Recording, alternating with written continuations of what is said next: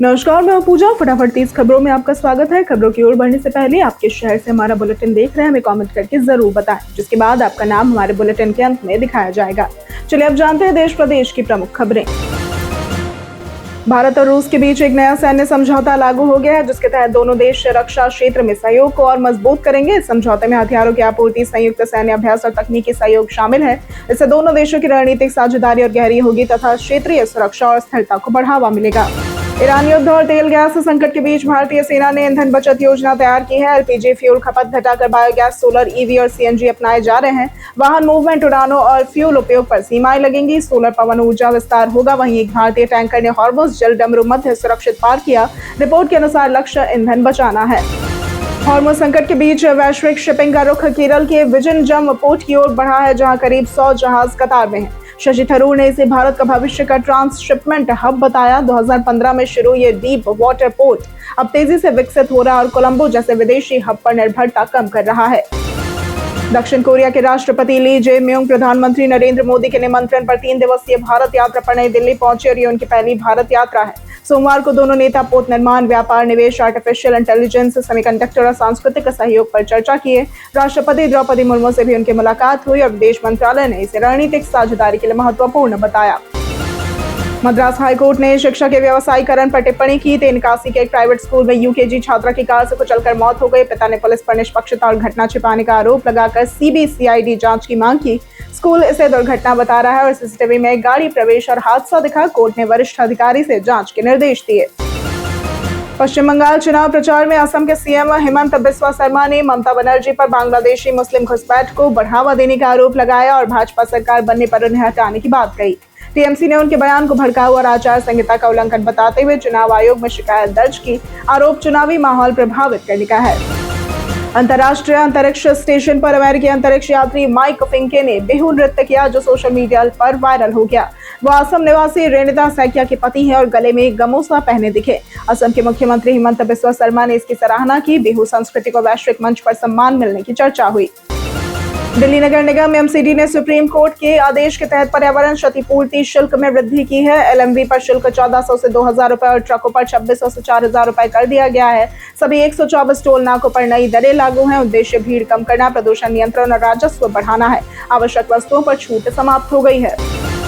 कांग्रेस ने प्रधानमंत्री मोदी पर महिला आरक्षण मुद्दे पर दिखावटी सहानुभूति का आरोप लगाया और मौजूदा 543 लोकसभा सीटों में तत्काल 33% आरक्षण लागू करने की मांग की। कांग्रेस ने कहा कि पारित विधेयक वास्तव में परिसीमन से जुड़ा था। पार्टी ने महिला प्रतिनिधित्व की कमी के आंकड़े देते हुए भाजपा और सरकार की नीयत पर सवाल उठाए। रजिस्ट्रार जनरल ऑफ इंडिया ने बताया कि स्वगणना पोर्टल के मानचित्र में अरुणाचल प्रदेश की पासी घाट को गलती से चीन के मेडोक के रूप में दिखाने की समस्या ठीक कर दी गई है। ये मुद्दा एक्स यूजर मोहनटो पागिंग पाओ ने उठाया था। भारत ने दोहराया कि अरुणाचल प्रदेश उसका अभिन्न हिस्सा है और चीन के काल्पनिक नाम वास्तविकता नहीं बदल सकते। भारतीय टैंकर भारतीय ध्वज वाला तेल टैंकर देश गरिमा 18 अप्रैल को हॉर्मुज़ स्ट्रेट सुरक्षित पार कर गया और 22 अप्रैल को मुंबई पहुंचने की उम्मीद है। जहाज पर 31 भारतीय नाविक सवार है। इससे पहले 2 भारतीय जहाज गोलीबारी के बाद लौटे थे। भारत ने ईरान के समक्ष वाणिज्यिक जहाजों की सुरक्षा पर चिंता जताई और सुरक्षित आवाजाही बहाल करने की मांग की। एयरटेल ने 84 दिन वाले प्रीपेड प्लान की कीमत बढ़ा दी और 799 रुपए वाला प्लान बंद कर दिया है। अब यूजर्स के लिए 899 रुपए वाला ही विकल्प बचा है, जिसमें रोज 1.5 GB तक का डेटा, अनलिमिटेड कॉलिंग और 100 SMS मिलते हैं। 859 रुपए वाला प्लान भी बढ़ाकर 899 रुपए कर दिया गया है, जिससे ग्राहकों का खर्च बढ़ गया है। चुनाव आयोग ने पश्चिम बंगाल की भवानीपुर सहित 55 सीटों को खर्च के लिहाज से संवेदनशील घोषित किया है। अवैध कैश, शराब और मुफ्त बांटने वाली वस्तुओं की बढ़ती बरामदगी के कारण 100 से अधिक पर्यवेक्षक नियुक्त किए गए हैं। अब तक 1281 करोड़ रुपए की अवैध सामग्री पकड़ी गई है, जिसमें बंगाल दूसरे स्थान पर है।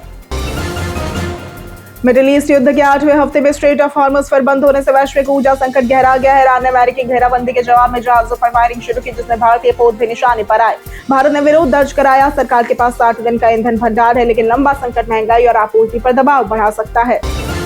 प्रधानमंत्री नरेंद्र मोदी ने महिला आरक्षण विधेयक लोकसभा में पारित न होने पर कांग्रेस को जिम्मेदार ठहराया। उन्होंने कहा कि कांग्रेस की नीति सुधारों को लटकाने, अटकाने और भटकाने की रही है। मोदी ने आरोप लगाया कि कांग्रेस ने सीमा, पानी, ओबीसी आरक्षण और 1 रैंक 1 पेंशन जैसे मुद्दे रोके। उन्होंने विपक्ष को महिला विरोधी बताते हुए कहा कि देश की महिलाएं इसका जवाब देंगी। उत्तराखंड के मुख्यमंत्री पुष्कर सिंह धामी ने ऋषिकेश से 4 धाम यात्रा 2026 की बसों को रवाना किया और स्वास्थ्य शिविरों का निरीक्षण किया। सरकार ने यात्रा को सुरक्षित, सुगम और दिव्य बनाने का भरोसा दिया है। इस वर्ष ग्रीन 4 धाम और प्लास्टिक मुक्त केदारनाथ पर विशेष जोर दिया जा रहा है। यात्रा मार्ग पर स्वच्छता, चिकित्सा, टोकन सिस्टम और निगरानी व्यवस्था को मजबूत किया गया है। अब UIDAI के नए आधार ऐप से घर बैठे मोबाइल नंबर अपडेट करना आसान बताया जा रहा है। यूजर ऐप डाउनलोड कर आधार नंबर से लॉगिन करता है, अपडेट मोबाइल नंबर विकल्प चुनते हैं और नया नंबर दर्ज कर OTP से सत्यापन कर सकते हैं। इसके बाद रिक्वेस्ट सबमिट होता है। बाद में URN से स्टेटस चेक किया जा सकता है। सही जानकारी भरना बेहद जरूरी है।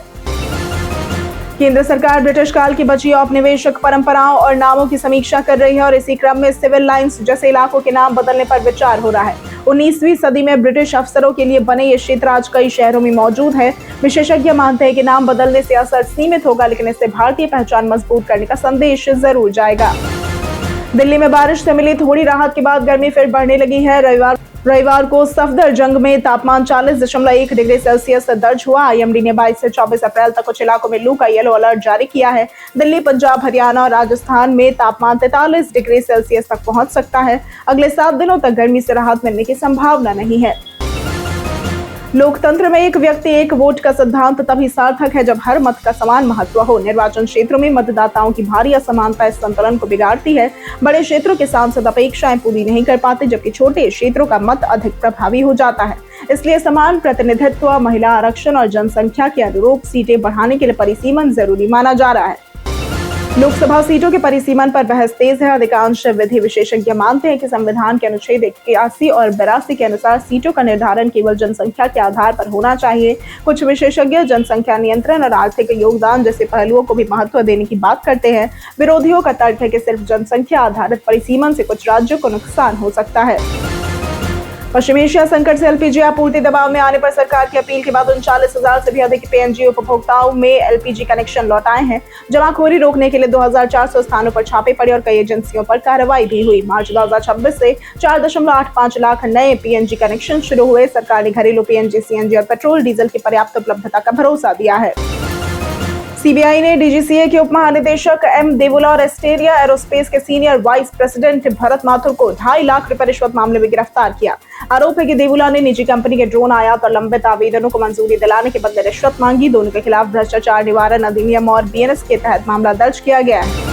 चुनाव आयोग ने तमिलनाडु सरकार को वरिष्ठ IPS अधिकारी के सेंथिल वेलन को IGP पद से हटाकर 2004 बैच के IPS अधिकारी अविनाश कुमार को तत्काल नया IG नियुक्त करने का निर्देश दिया है। आयोग ने कहा कि चुनाव प्रक्रिया पूरी होने तक सेंथिल को कोई चुनावी संबंधी जिम्मेदारी न दी जाए और इसकी सूचना मुख्य सचिव और मुख्य निर्वाचन अधिकारी को भेजी गई है। रक्षा मंत्री राजनाथ सिंह 21 से 23 अप्रैल तक जर्मनी के आधिकारिक दौरे पर रहेंगे। 7 वर्षों बाद हो रहे इस दौरे में वो जर्मन रक्षा मंत्री बोरिस पिस्टोरियस सहित वरिष्ठ नेताओं से मुलाकात करेंगे। वार्ता में रक्षा, औद्योगिक सहयोग, सैन्य संबंध, साइबर सुरक्षा, कृत्रिम बुद्धिमत्ता और ड्रोन तकनीक पर चर्चा होगी। मेक इन इंडिया के तहत संयुक्त विकास और सह उत्पादन बढ़ाने पर भी जोर रहेगा। राष्ट्रीय महिला आयोग की अध्यक्ष विजया राहटकर ने बाल विवाह रोकने के लिए राज्य के मुख्य सचिव और DGP को राष्ट्रीय सलाह जारी की है। आयोग ने बाल विवाह को गैर जमानती अपराध बताते हुए दोषियों पर सख्त कार्रवाई के निर्देश दिए हैं। अक्षय तृतीया जैसे अवसरों पर बढ़ते मामलों पर चिंता जताते हुए जागरूकता अभियान, स्थानीय सहयोग और हेल्पलाइन के सक्रिय उपयोग पर भी जोर दिया गया। चुनाव आयोग ने 2026 विधानसभा चुनाव के लिए सोशल मीडिया और AI सामग्री पर सख्ती बढ़ा दी है। असम, केरल, बंगाल, तमिलनाडु और पुडुचेरी में अवैध पोस्ट 3 घंटे में हटाने के निर्देश दिए गए हैं। अब तक 11,000 पोस्ट हटाए गए हैं और C-विजिल ऐप से 3.10 लाख शिकायतें निपटाई गई हैं। AI सामग्री पर स्पष्ट लेबल और स्रोत बताना अनिवार्य किया गया है।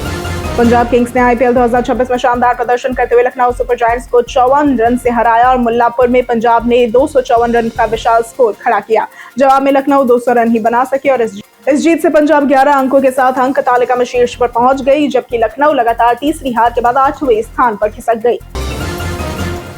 अक्षय कुमार और प्रियदर्शन की 14 साल बाद आई हॉरर कॉमेडी भूत बंगला बॉक्स ऑफिस पर शानदार कमाई कर रही है। फिल्म ने 3 दिनों में भारत में 58 करोड़ रुपए नेट और दुनिया भर में 95.87 करोड़ रुपए का कारोबार किया है। विदेशों में भी फिल्म को अच्छा रिस्पांस मिला है। परेश रावल, राजपाल यादव और असरानी की कॉमेडी दर्शकों को खूब पसंद आ रही है। तमिलनाडु के विरुधुनगर में पटाखा फैक्ट्री विस्फोट में 25 लोगों की जान चली गई, जिनमें 19 महिलाएं थीं। जांच में रसायनों के घर्षण, भीड़भाड़, कम निकास द्वार और सुरक्षा नियमों की अनदेखी सामने आई। फैक्ट्री का लाइसेंस निलंबित होने के बावजूद संचालन जारी था। विशेषज्ञों ने खतरनाक प्रक्रियाओं को अलग रखने, मशीनों के उपयोग और मजदूरों के बेहतर प्रशिक्षण की जरूरत बताई। बीते दिन जिन लोगों ने हमारे वीडियो पर कमेंट किया था उनके नाम है अविनाश भारती, जितेंद्र ठाकुर, कौशलेंद्र कुमार सिन्हा, बीरेंद्र कुमार सिंह, राजदीपक कुमार, वीर यादव, अमित कुमार, निधिनाथ, कृष्णा कुमार, अनिल झा और सद्दाम मोहम्मद। इसी के साथ बढ़ते हैं आज के सवाल की ओर। आज का सवाल है, आप कौन सी कंपनी का सिम कार्ड इस्तेमाल करते हैं? आप अपना जवाब हमें हमारे कमेंट सेक्शन में लिखकर जरूर बताएं। आज के लिए सिर्फ इतना ही। हमारे साथ बने रहने के लिए धन्यवाद।